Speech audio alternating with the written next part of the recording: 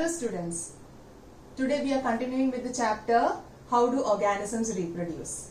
I hope you have watched the previous video which was the introduction of the chapter. If not, I suggest you watch that first and then watch the second video. Children, when we learned about the life processes, we learned about nutrition, respiration, transportation, excretion, control, coordination. All these life processes are important for the proper functioning of our body. Now, reproduction is also very important. But children, do you think it is very important for the survival? No, it's not important for the survival of the individual, but it is important for the survival of the species. Okay? So, starting with the lesson. Reproduction is not essential for survival, but it is a must for the continuity of this wonderful gift of life. If this life process stops, the life stops. The entire life stops, the species will get extinct.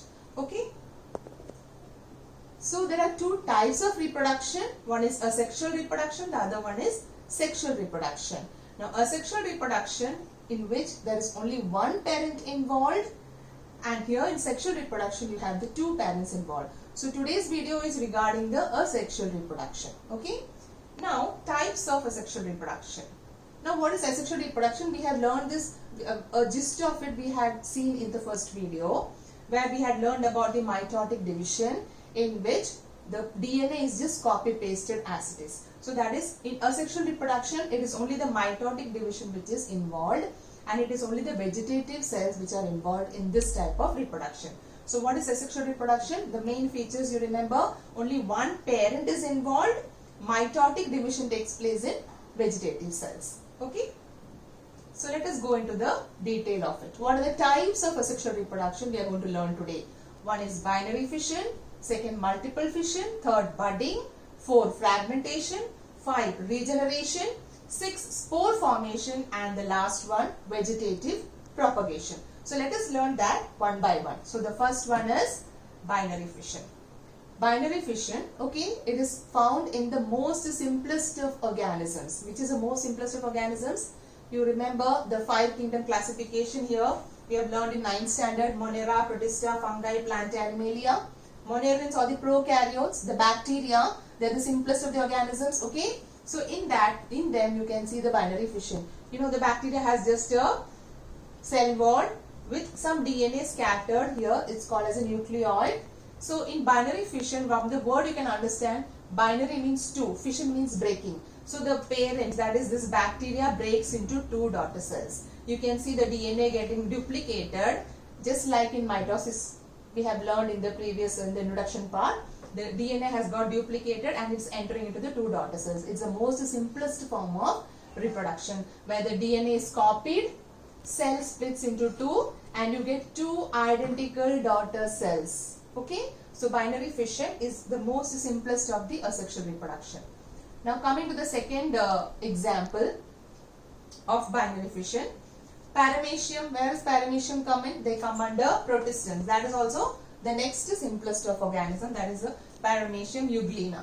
In paramecium you can see that it is getting divided into 2, okay, here, and it is divided by in transverse way. So it's called as transverse fission.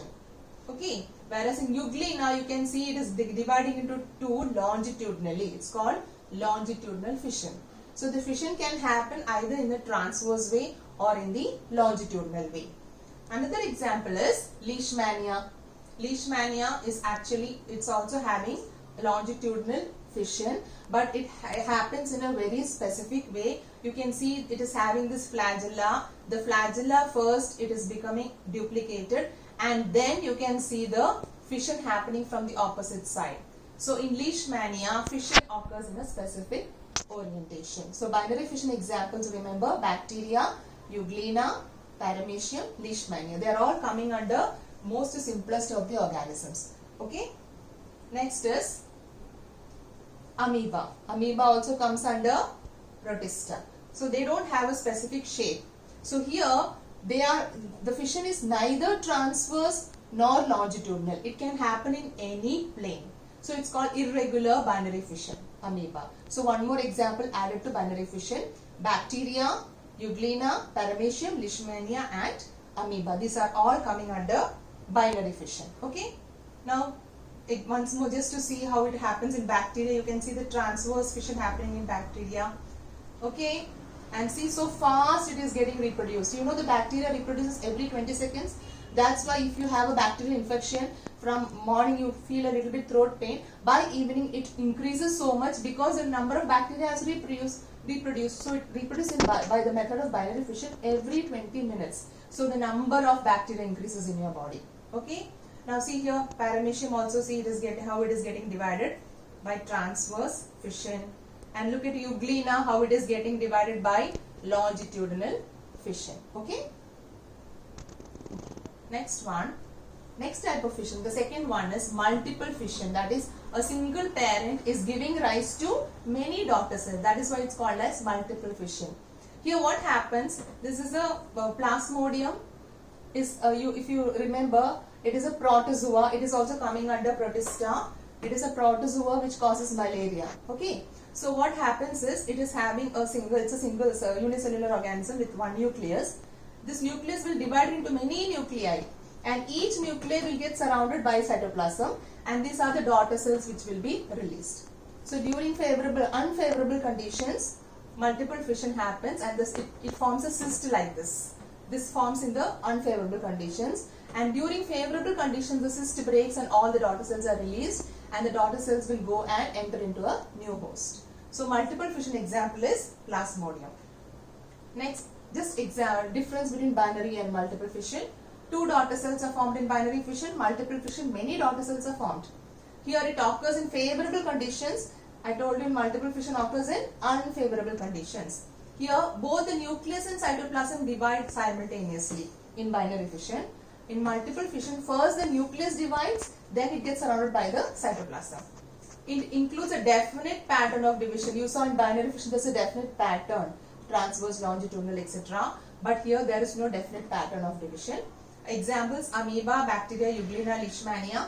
Multiple fission example: Plasmodium and amoeba. Okay. Amoeba also undergoes multiple fission in unfavorable conditions. Otherwise, it is normal in favorable condition it undergoes binary fission. Okay. Now the third one, budding in yeast. You know yeast. Where do you use yeast? You are using in bakery products. Yeast is also unicellular organism. It comes under the third one, fungi. Okay. So in yeast, what happens? The nucleus will divide into two. If there's a bud formed, so the nucleus will enter into the bud, and this is a daughter cell. But the daughter cell, before it is getting detached from the parent body, there are many other buds formed here. That is why the budding in yeast, if you observe under the microscope, you will feel it like a multicellular organism. But it is a unicellular organism. The buds are not getting separated very fast. Okay, so budding example, yeast. Other example of budding is hydra. You can see in hydra what happens, a small bud is formed. It will grow and then gets detached from its parent body. So budding, two examples now. One is yeast and the other one is hydra. Okay, hydra comes under kingdom Animalia and it comes under Cylindrata. Here, it comes under Cylindrata. Okay, that is simplest of organisms have this asexual mode of reproduction. Fourth one, fragmentation, that occurs in simplest of plants, that is Spirogyra. You remember, in kingdom plant is divided into 5 divisions: Thallophyta, Bryophyta, Pteridophyta, Gymnosperms, Angiosperms. You remember where did you study Spirogyra? It comes under thallophytes. So the simplest of the plants, they are just filaments which are floating in the water. So how do they reproduce? By fragmentation. If you take a Spirogyra plant and break it into pieces, each piece will develop into a new organism. Okay. So example of fragmentation is Spirogyra. Fragmentation is a mode of reproduction in simple plants, that is thallophytes. Okay. Now coming to the next one, regeneration. The fifth one, regeneration. When I told that fragmentation is taking place in the simplest of the plants, regeneration takes place in simplest of animals. That is, can you identify this organism? You have learned last year. It's Planaria. And where does it come under? In Animalia, you have 9 to 10 phylum, in which Porifera, then Cylindrata, Third is Platyhelminthes, where dorsoflattened body, remember? So Planaria comes under the third phylum. So it's a simple animal. In Animalia, it comes under the simple one. So here it is a regeneration. If you cut Planaria into 3 parts, each part develops into a new organism.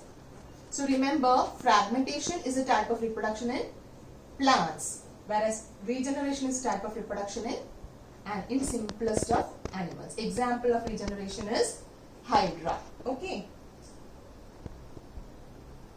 So this is for you to remember, children. Fragmentation is a type of reproduction in lower plants. Can you give me one example? Spirogyra, which is coming under thallophytes. Regeneration is a type of reproduction in lower animals. Example, Planaria, which is coming under Platyhelminthes. Okay, have you heard about this word regeneration anywhere else?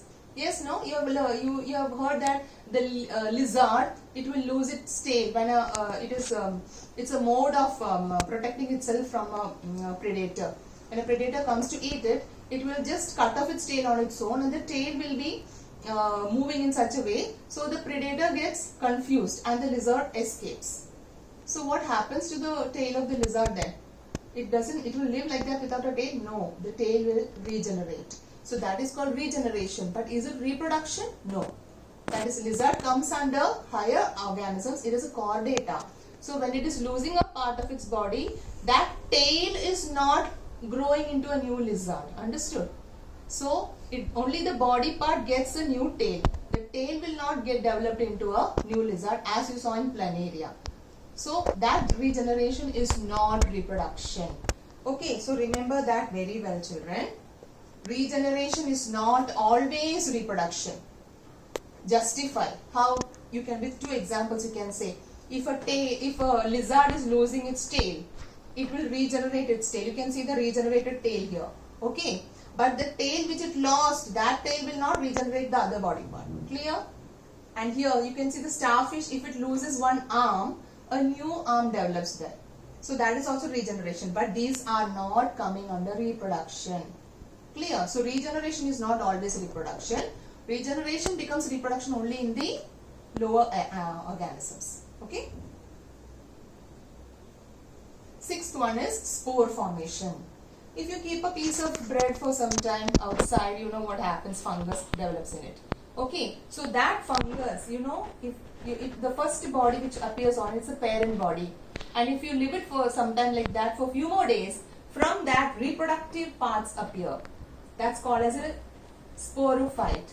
You can see this is this stalk-like structure called the sporophyte, this bag-like structure called as the sporangium. So this is the parent body. From this the reproductive bodies are coming. So this sporangium contains lot of spores.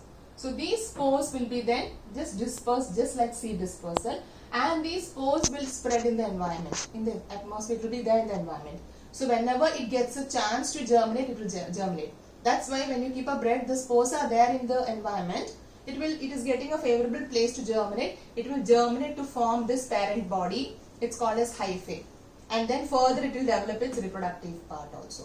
So spore formation. And you can understand how spores, it can survive under unfavorable conditions until favorable conditions come.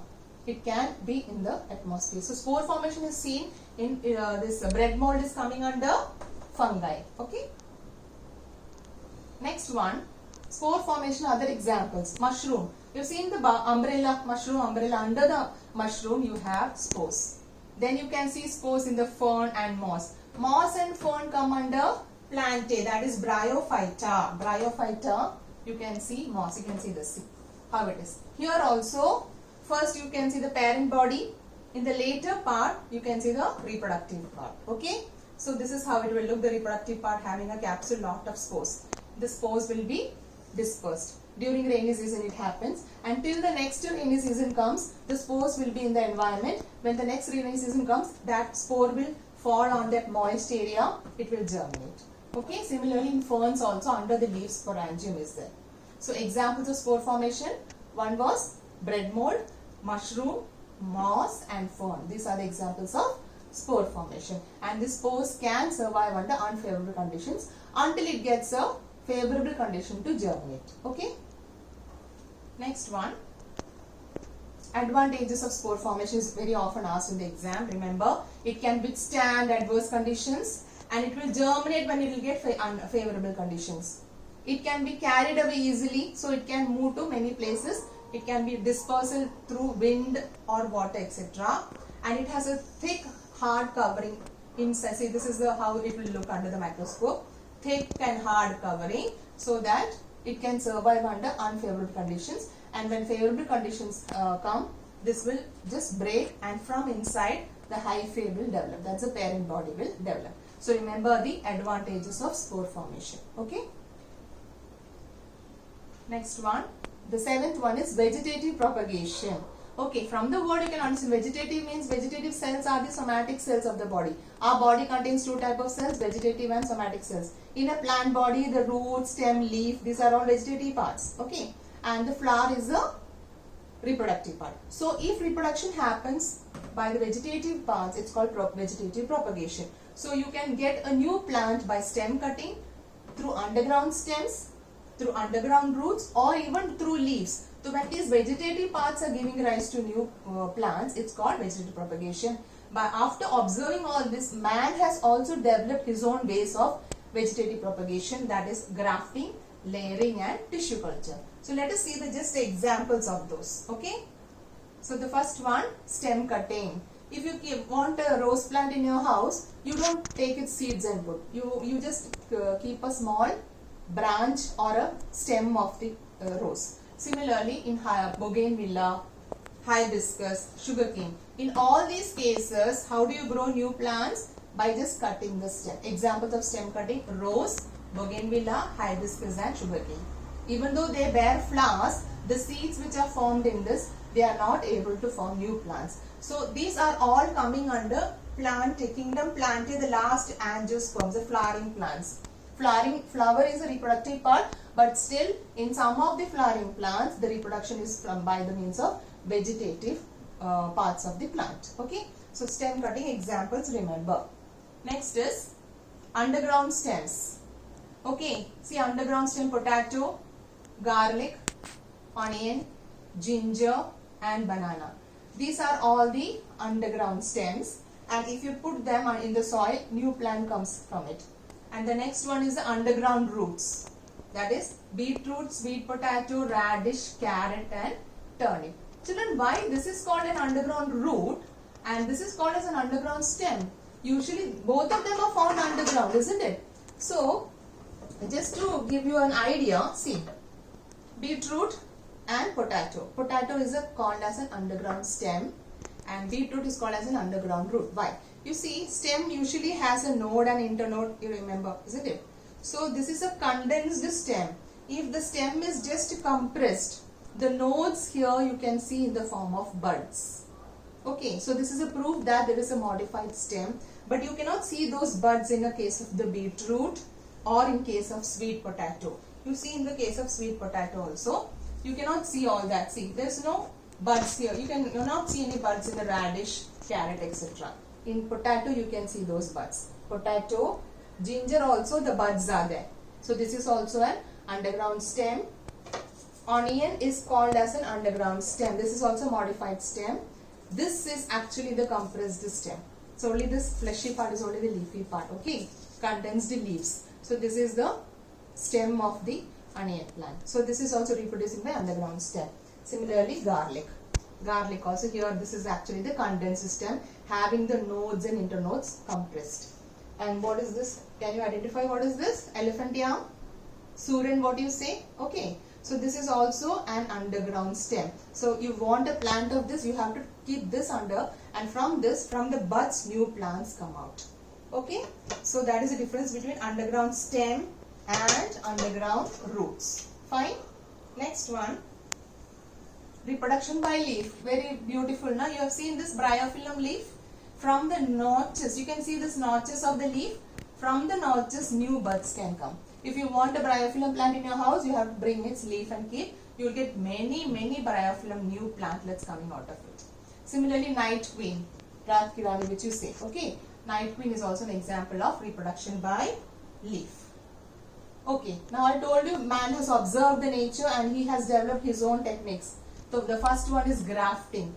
So in grafting, what they do, no, they take two plants and one plant is rooted. This is the rooted plant it is. This is the stem of another plant. Okay. So this, you can see the rooted one is called as a stalk, and this one which one you are going to join is called as a sign. So you can see a incision is made on the stalk and the sign is cut in such a way that it will fit into it. You can see this how it is fixed. After fixing it, it is tied. So this was one plant, this was another plant. Okay. And then you have fixed. This is called grafting. So from this, for you get beautiful varieties of flowers. You can see it here. I'll give you example. See, after grafting, you can see how you can see this one plant having green tomatoes from one branch and red tomatoes from another branch. It's the same plant. What happens, you know, the xylem and phloem of the stalk and the sign will join together. Okay. Here also you see this is a grafted plant, a rose plant where you have grafted a white rose with a red rose. Here you can see hibiscus plant. You have got so many flowers in the same plant. This is all result of grafting. In different branches it is done. Okay, so this is example of artificial ways of vegetative propagation which is done by man. Another is layering. See, you have seen this type of plant, this jasmine and all, you know, jasmine and grass and all. How do they reproduce? It's reproducing by layering. That is the lowest part of the branch. It will touch the soil, and from that, see here, the lowest branch, and it will, from that a new plant is arising. So we have observed it, and the man is doing it on his own for cultivating. So he will deliberately bend one branch, hook it down in the soil so that he will get a new plant. So jasmine flowers are cultivated in that way. Jasmine, example jasmine, grass, etc. are coming under layering. Okay. And the last is tissue culture. There's nothing not there in your syllabus. Just mentioned. There's a latest technology where some cells are taken from the stem and it is cultured in the lab. So in the lab you get plantlets, and those plantlets, and then see, you can see it is kept in different mediums. Those the cells which you have taken, no, it is kept in different mediums, and when the plantlets are coming, then it is then transplanted into the garden. So that's not there in your syllabus. Just the name is mentioned. So what are the advantages of vegetative propagation? Do we have advantages? Yes, there are. Very important. This is one of the questions asked in the exam.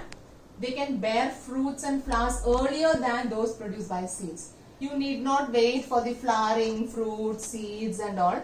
You are getting the flowers and fruits very fast. Okay. And it makes it possible the propagation of plants such as banana, orange. You know, banana doesn't have seeds. You are able to get banana by vegetative propagation. Similarly, orange, rose, jasmine, all these have lost the capacity to reproduce by seeds.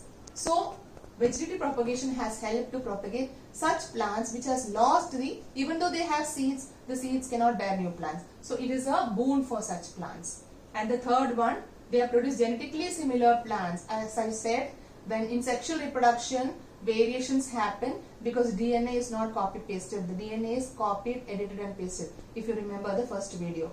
But here the DNA is copy pasted as such. So you will get the same variety and beauty of the flowers or the plants you want. So that is what the genetically similar plants you will get. Okay. Let us see whether you have understood the lesson properly, this topic. What are the characteristics of asexual reproduction? Single parent involved. There's no fertilization happening here. It occurs in a very short time, a very short period of time. And the organisms multiply and grow very rapidly. The offsprings are genetically similar. These are the advantages of, or these are the characteristics of asexual reproduction. Why is DNA copying an essential part of the process of reproduction? This is one important question and it is there in your textbook. Why do we need to copy the DNA? If DNA is not copied, the offspring will not look like the parent. No, we want the offspring to look like a parent. That is why DNA has to be copied. So the answer, DNA are the carriers of genetic information.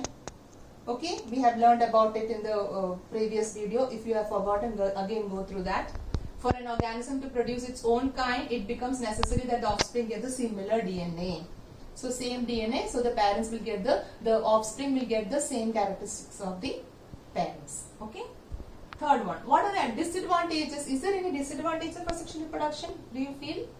Yes, variety will be very less now, because variation, when there is no editing of the DNA, there won't be variation. So in evolution, you will not get more species by asexual reproduction. So lack of diversity is very less, and they may get affected by diseases very fast. In asexually reproducing organisms, they may get, because there is no variation, there may not be any DNA or gene which may help it to resist the disease.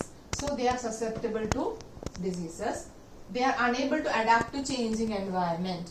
Only if they are by chance they are getting mutated gene, and they may get resistant to the environmental change. Otherwise, in asexual reproduction, because variation is not there, they are not able to adapt to the changing environment.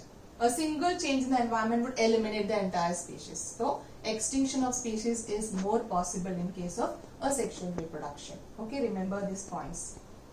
Next one. Can you give me some examples now, if you remember? Organisms which reproduce by binary fission. What are they? Bacteria, amoeba, paramecium, euglena and leishmania. Organisms which reproduce by multiple fission. Plasmodium and amoeba is also there. Okay, but Plasmodium is only given in your book. Organisms which reproduce by budding. Remember, just recall what is it? It is Hydra and yeast. Organisms which reproduce by spore formation. Remember, bread mold, moss, fern and mushroom. Organisms which reproduce by fragmentation. Fragmentation is in simplest of the plants. Examples, Spirogyra. Reproduction by regeneration, Planaria. Only Planaria. Don't write starfish or lizard. That is not reproduction. Organisms which reproduce by binary fission. Okay. Why more complex organisms cannot give rise to new individual through regeneration? Children, this question had come in the board exam of 2020. Okay. So this is very important question. Just remember, why more complex organisms cannot give rise to new individuals through regeneration? Why can't we regenerate? Why is it not possible for us to reproduce by regeneration? Regeneration happens through mitosis, that we know, and particular type of tissue can give rise to its own kind only. When you are cutting the planaria into 3 pieces, each piece can develop into a new piece. See, in planaria there is no differentiation of organ systems, organs and all. The entire body is almost made up of same type of cells. So it can regenerate. But if you think of our body, we have so many organ systems. If you take a piece of some group of cells from our body, how can that cells give rise to all the organ systems? It's not possible. Okay, so regeneration is only it is only a way of mitosis, and it is giving rise to only the same type of tissue, whereas complex organisms are made up of different types of tissues. In complex organisms, different tissues and organs have altogether different structures. Regenerating a different kind of tissue from another kind is not possible. If you take some liver tissue, can it give rise to a cardiac tissue? Never. It will not happen. So regeneration is not possible in higher organisms. Okay. So that's all, children. So we'll be learning about sexual reproduction in the next chapter. Thank you.